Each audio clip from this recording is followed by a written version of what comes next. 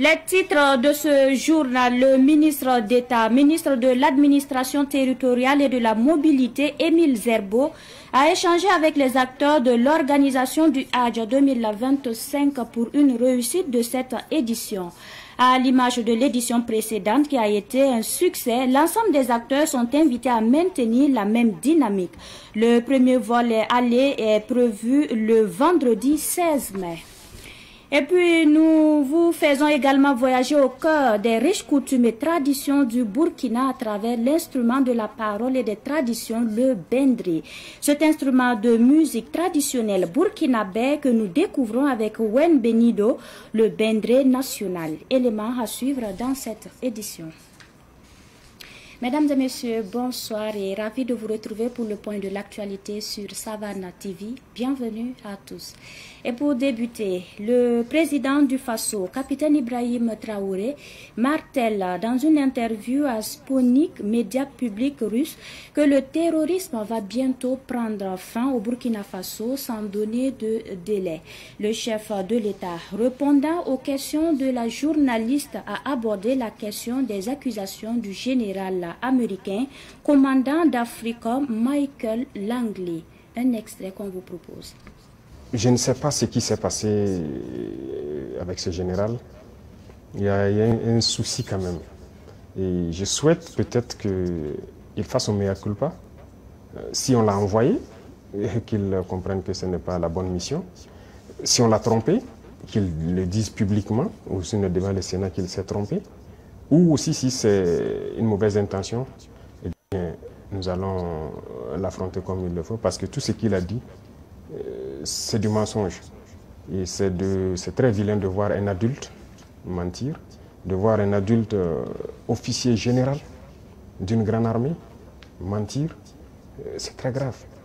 D'abord, il a parlé de l'or du Burkina qui sert à ce que nous on utilise pour se protéger et tout. D'abord, c'est l'or du Burkina, ce n'est pas son or. Ça, c'est la première des choses. En quoi ça le regarde? Ça ne le regarde en rien. C'est le Burkina, c'est l'or du Burkina, ça ne le regarde pas.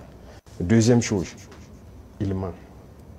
Parce que le Burkina n'a jamais eu de réserve d'or jusqu'à ce que nous en arrive.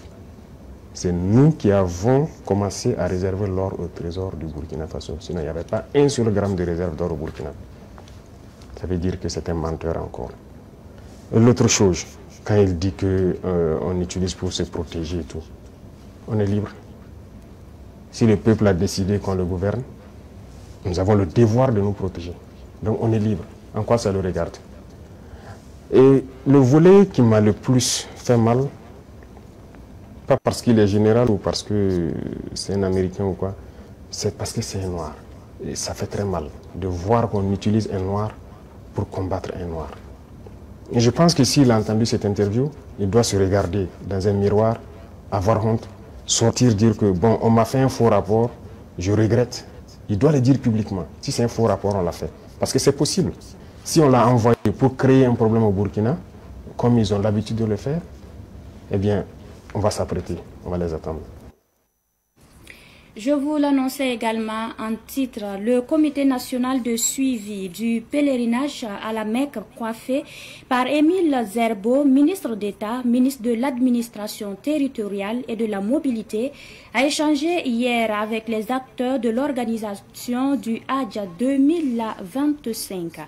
Au cours de cette rencontre, le ministre a exhorté les acteurs à prendre toutes les mesures pour la réussite du Hajj 2025 à l'image de l'édition précédente, d'où son invite à maintenir la même dynamique.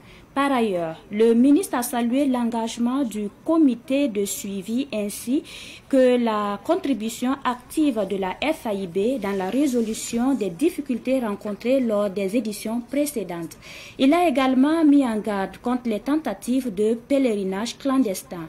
Les organisateurs du Hajj 2025, de leur côté, ont assuré que tout est mis en place pour assurer une bonne organisation du Hajj 2025. Le Burkina Faso bénéficie du même quota que l'année dernière, soit 8143 pèlerins. Et les premiers vols allés sont prévus pour le 16 mai prochain. Et pour poursuivre, nous poursuivons avec Le bendré, le tambour, calebasse traditionnel burkinabé qui occupe une place importante dans les cours royales et de nombreuses cérémonies culturelles. À l'occasion du mois du patrimoine burkinabé, nous sommes allés à la rencontre de Wen Benido, le bendré national, un artiste qui fait vibrer cet instrument ancestral. Reportage signé Madinatou Ouedraogo.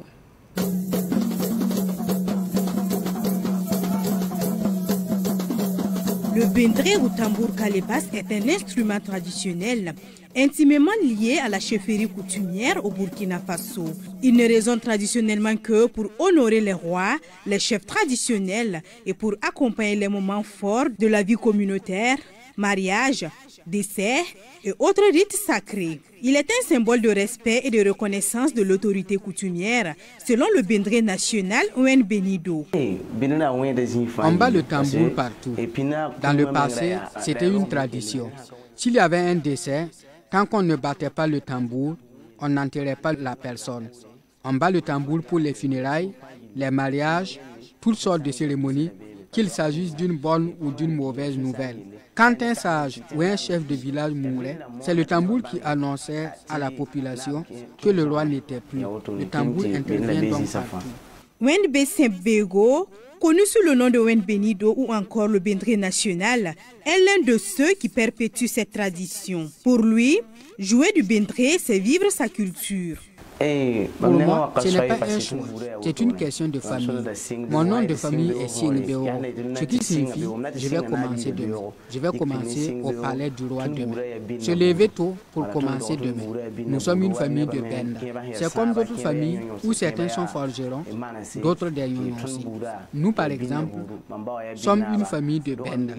Mon père est un chef bendré. Mon grand-père l'était également. Donc, naturellement, moi aussi, j'ai emboîté le pas en battant le tambour. Dans ma famille, tout le monde le fait. Artiste musicien, il s'est lancé officiellement en 2017 et compte aujourd'hui un album de 13 titres. Mon métier d'artiste musicien est venu bien après. C'est en 2017 que j'ai commencé à composer des chansons. Je battais le tambour, mais je ne composais pas encore. C'était en Côte d'Ivoire où je travaillais.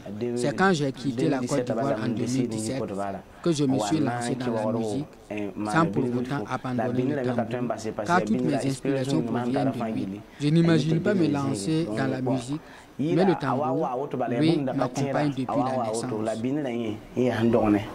Voilà. Reconnaissant envers les autorités pour l'instauration du mois du patrimoine burkinabé, Wen Benido y voit une belle opportunité de valoriser des instruments traditionnels et des artistes enracinés dans la culture.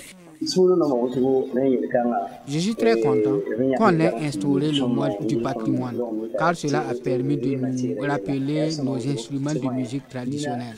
Nombreux sont ceux qui pensent que battre le tambour, c'est juste faire du bruit, que tout le monde peut le faire. Pourtant, ce n'est pas le cas. Le tambour parle, il transmet un message. C'est notre culture, notre tradition. Que toute personne qui est bendré soit fière de l'être, car c'est lié à la royauté, surtout les jeunes de mon âge. Il ne faut pas penser que battre le tambour est réservé aux grands-parents. Fais-le toi aussi pour affirmer fièrement que tu es de la ligne. Battre le tambour ne t'empêche pas de faire les autres activités que tu souhaites. Grâce à son talent et à la force symbolique du bendré, le bendré national sillonne au Burkina Faso, se produisant notamment aux côtés des chefs traditionnels, parmi lesquels le nom Naba Flobi.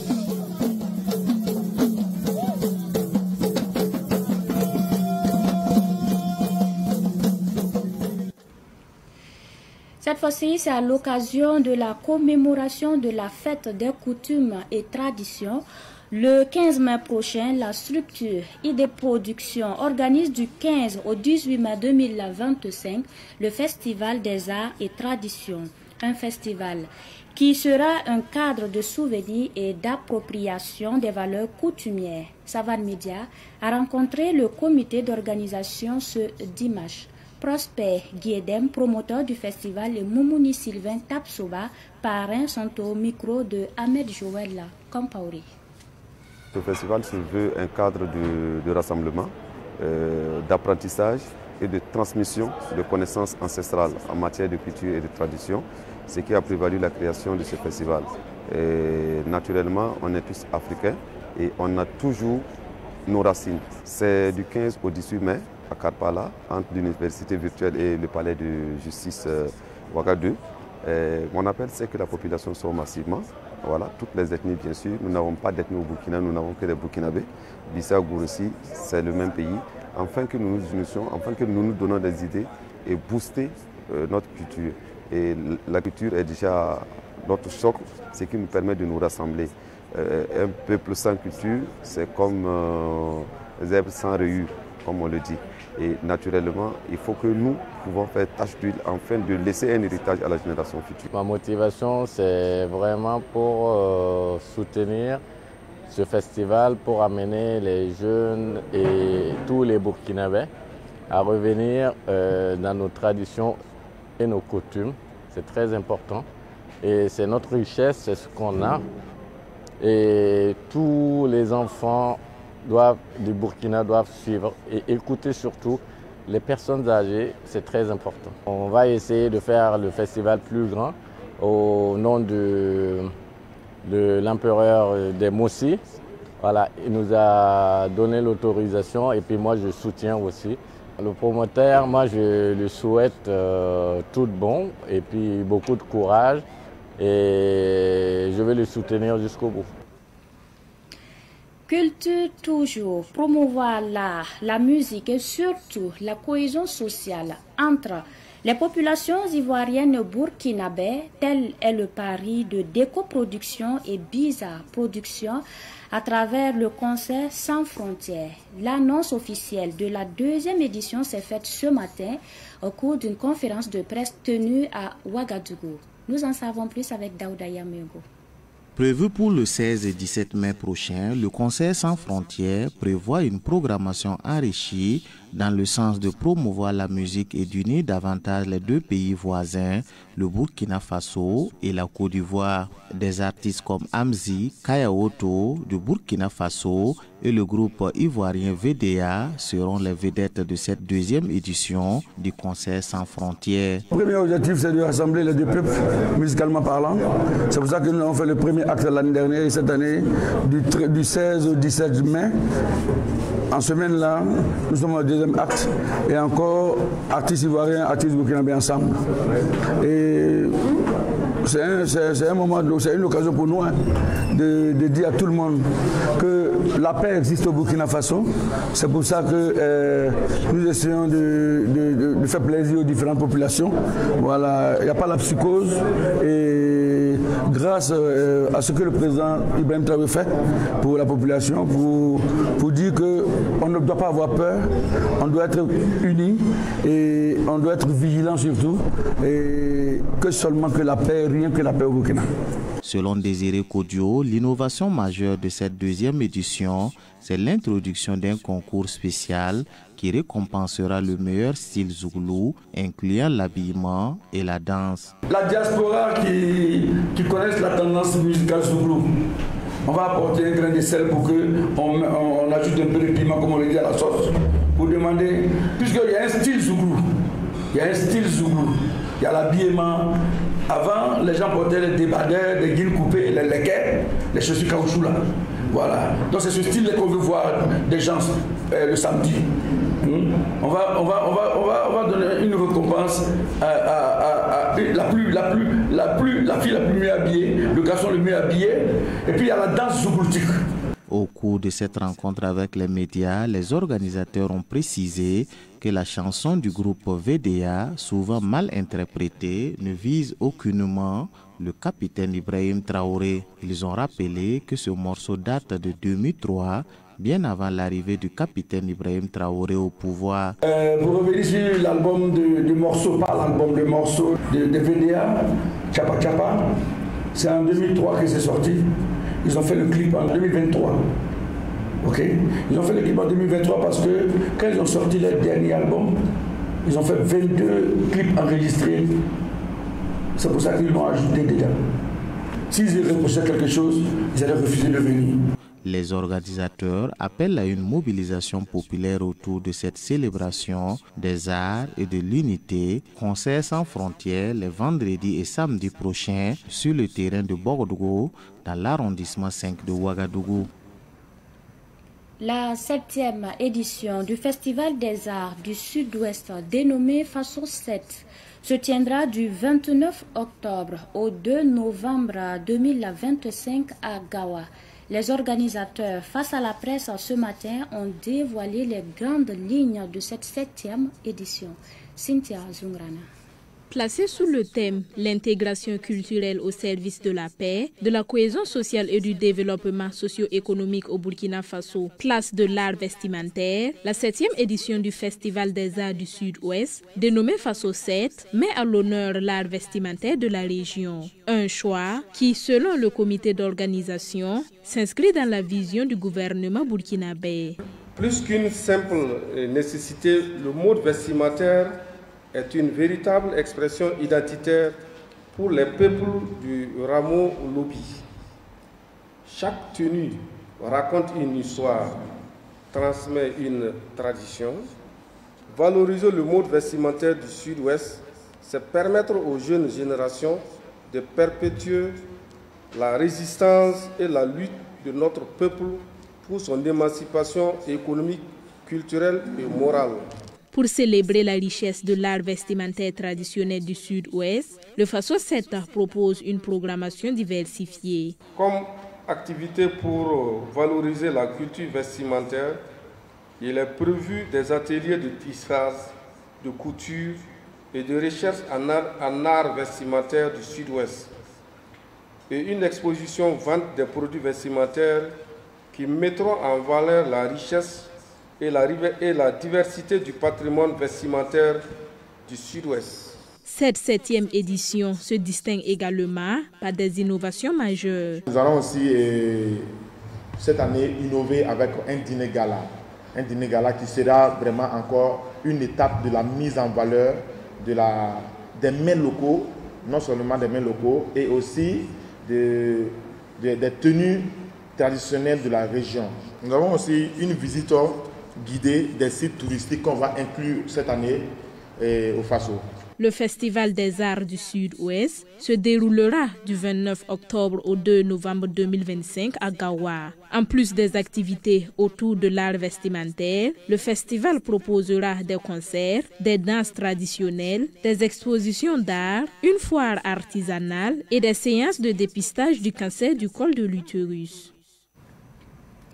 Et puis la commune de Gogo, dans la province de Zunduego, région du centre-sud, a désormais sa troupe théâtrale. La restitution était possible grâce à l'Institut de recherche théâtrale du Burkina. Samuel Moko.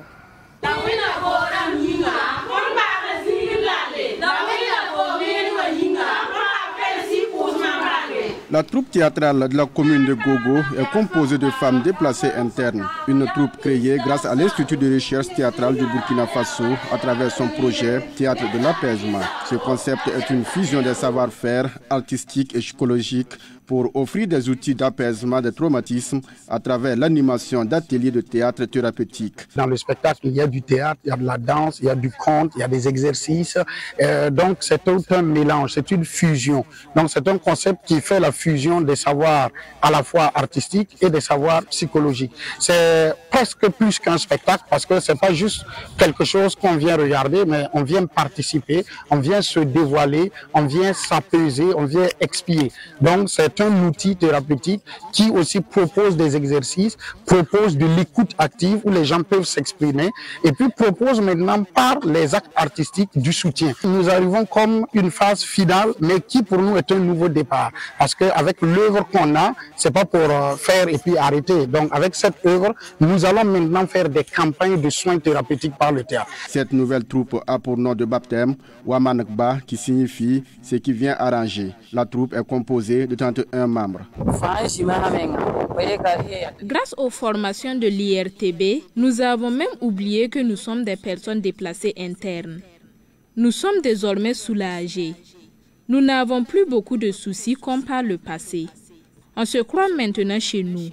Premièrement, nous disons merci à Paul Zungrana, directeur de l'IRTB, grâce à qui nous avons bénéficié de cette formation. Ensuite, nous disons merci à la commune de Gogo qui nous a accueillis et qui s'occupe de nous depuis plusieurs années maintenant.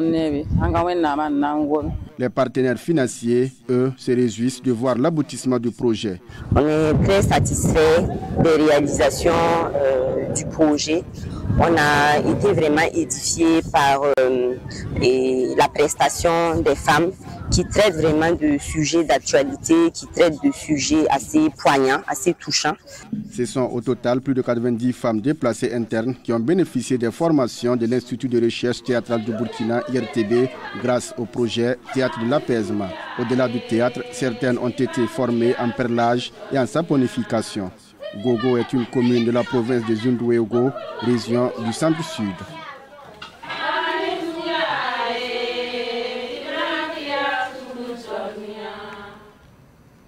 Avant-dernier point de ce journal, la communauté des enfants de toute grâce a clos le week-end dernier à la chapelle du collège Notre-Dame de Kolgnaba la 12e édition de son séminaire eucharistique.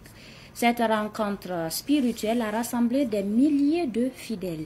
Les participants se sont unis pour rendre grâce à Dieu et implorer sa miséricorde en faveur d'un monde libre, empreint de paix. Sidiki Kabri. Durant 3 jours, les séminaristes ont pris part à des temps forts marqués par la lecture de la parole de Dieu. Ils se mirent à poursuivre Paul et Barnabé et les expulsèrent de leur territoire. Des sessions de louanges,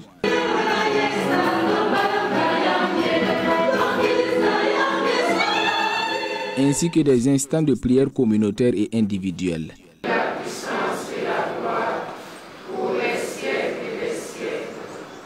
Seigneur Jésus-Christ.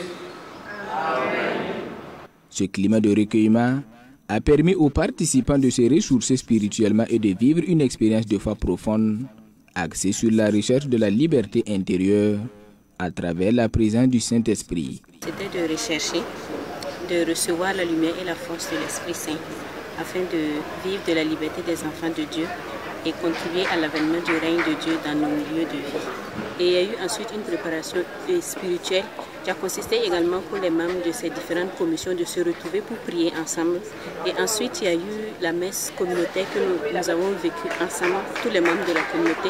Le thème de cette année a particulièrement séduit les séminaristes. Nombre d'entre eux ont exprimé combien cette parole biblique résonne avec leurs aspirations personnelles à vivre dans un monde libre de peur, d'injustice et de division.